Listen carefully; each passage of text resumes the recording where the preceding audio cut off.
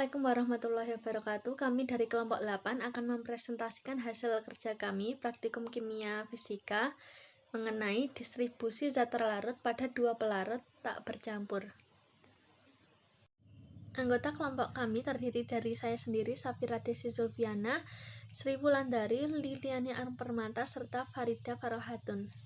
Bagian abstrak, bila zat padat atau zat cair dicampur dalam kedua pelarut yang beda, maka zat tersebut akan terdistribusi ke dalam dua pelarut dengan kemampuan kelarutannya. Koefisien distribusi adalah perbandingan konsentrasi kesetimbangan zat dalam dua pelarut yang berbeda yang tidak bercampur. Tujuan dari percobaan ini adalah untuk menentukan koefisien distribusi iodoform dalam air dan iodoform dalam kloroform. Dari data hasil praktikum didapatkan konsentrasi yang berbeda. Kata kuncinya yaitu distribusi, zat terlarut, ekstraksi, iodoform, pengaruh konsentrasi pelarut. Bagian pendahuluan, terdapat berbagai macam zat pelarut yang kita ketahui. Pelarut tersebut memiliki sifat komponen yang berbeda-beda jika ditinjau dari kepolaran dan lainnya, sehingga ketika ada dua pelarut yang saling bercampur, tidak semua dapat tercampur dengan baik. Ada kalanya terpisah satu dengan yang lain. Bila suatu zat terlarut terdistribusi antara dua pelarut, maka pada suatu temperatur yang konstan untuk setiap spesies molekul terdapat angka banding distribusi yang konstan antara kedua pelarut itu.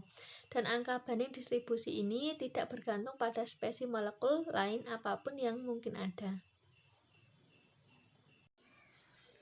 Yang selanjutnya yaitu alat dan bahan. Alat yang digunakan dalam praktikum kali ini yaitu lampu Erlenmeyer, buret, corong misah, gelas ukur, satir dan lem, pipet tetes, pipet pump, dan pipet gondok.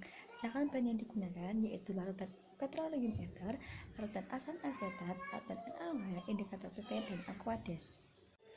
Yang selanjutnya yaitu prosedur kerja. Yang pertama yaitu persiapan alat dan bahan, yang kedua membuat larutan asam asetat, yang ketiga menitrasi 10 ml larutan asam asetat menggunakan NaOH, yang keempat menambahkan 25 ml petroleum ether pada larutan asam asetat, yang kelima melakukan pengocokan hingga terjadi keseimbangan, yang keenam memisahkan lapisan air lalu dititrasi sebanyak 2 kali dengan NaOH dan menambahkan 2 titik indikator pp.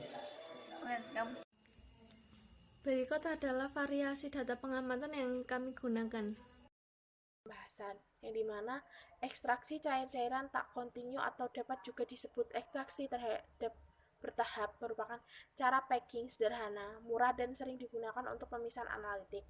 Semakin sering melakukan ekstraksi, semakin banyak zat terlarut terdistribusi. Metode penentuan koefisien distribusi asam asetat dilakukan dengan penentuan konsentrasi naik pada fase air ataupun organik. Pelarut yang digunakan yaitu dietil ether, prinsip pada titrasi netralisasi yaitu titrasi asam basa. Setelah pencampuran asam asetat dengan dietil ether dalam corong pemisah, lalu larutan menjadi dingin. Saat pengocokan dilakukan, larutan sering menghasilkan gas, di mana gas tersebut dihasilkan dari dietil ether yang bersifat mudah menguap. Ekstraksi cair-cair tak kontinu atau dapat disebut juga ekstraksi bertahap. Ekstraksi bertahap baik digunakan jika perbandingan distribusi besar. Alat yang biasa digunakan yaitu corong pemisah. Caranya sangat mudah, yaitu cukup dengan menambahkan pelarut ekstraksi yang tidak bercampur dengan pelarut semula. Kemudian dilakukan pengocokan sehingga terjadi kesetimbangan konsentrasi zat yang akan diekstraksi pada kedua lapisan. Langkah pertama, asam asetat dititrasi dengan NaOH 0,5 m menggunakan indikator pp. Setelah tercapai kesetimbangan pada corong pisah, campuran kemudian didiamkan dan terbentuk dua lapisan.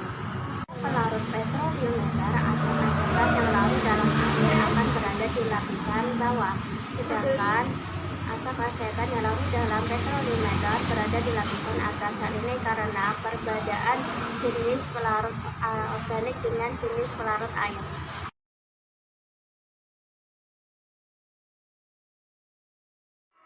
Yang selanjutnya, pembahasan hasil penelitian 3. Percobaan ini dilakukan untuk menentukan konstanta kesetimbangan suatu solut terhadap dua pelarut yang tidak bercampur. Solut yang digunakan yaitu larutan asam asetat di mana digunakan beberapa variasi konsentrasi asam asetat. Hasil percobaan menunjukkan bahwa volume etanol 0,0 molar yang digunakan untuk menitrasi setelah proses ekstraksi lebih sedikit dibandingkan saat titrasi asam asetat pada kondisi awal. Hal itu berarti terjadi penurunan konsentrasi asam asetat dalam larutan yang disebabkan asam asetat dan telah terdistribusi ke dalam dua fase pada saat proses ekstraksi.